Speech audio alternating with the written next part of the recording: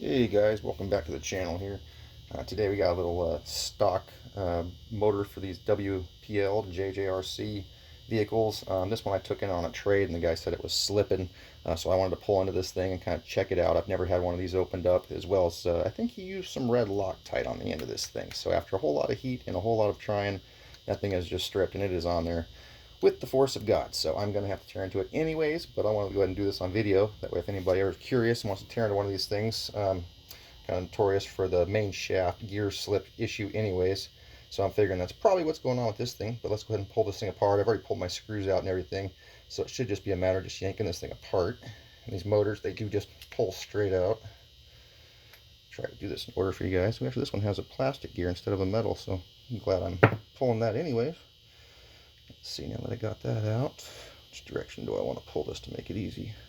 Let's do it this way, so hopefully this all stays together. Try to go straight up with that. Oh, that little gear stayed in there. I'm going to go ahead and put that back so you guys can kind of see what it's supposed to look like all put together for later. That's the order done. Okay. So the big guy goes in the middle, the little guy goes on top.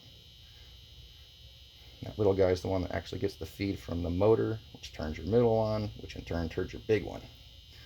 But now that we know that, I'm just going to get all that junk out of my way. And I want to see something real quick while I got this apart. I'm going to hold this gear still and try to spin this shaft. Yeah, sure enough, that thing's just spinning on there. Okay, so now that I know that, I'm going to go ahead and let's just pop this thing off. Get it out of there. So there's your main drive gear. The side with less grease was obviously facing towards the outside of the casing. There's your main shaft. There's your little teeth that thing normally sits on. And I've heard of guys trying to drill a hole in these and put like a set screw or a pin. Man, there's not a lot of material to work with there. So I'd almost be more prone to maybe grind a little material off where this is, your little splines are sitting, and maybe using some really good 2-part epoxy or some good JB weld that's meant for metal and plastics.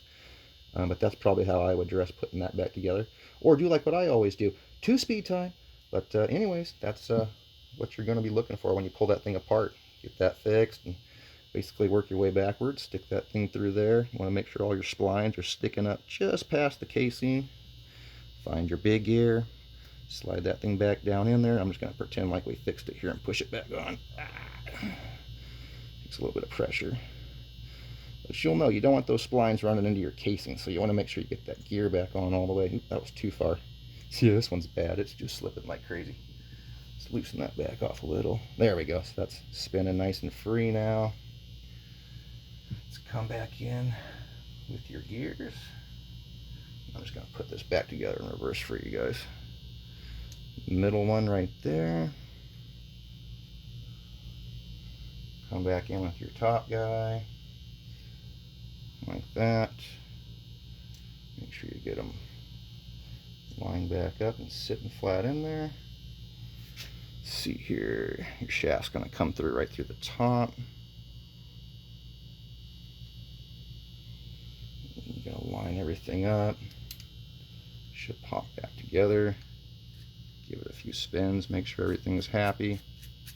Then you put your screws back in, pop your casing back in, or excuse me, pop your motor back in. Make sure it's locked all in there all the way. Sometimes you get in between teeth and you'll have to lock them in, but then you're all back together. But let's say I glued that and all that, yada yada yada, it's fixed, ready to go.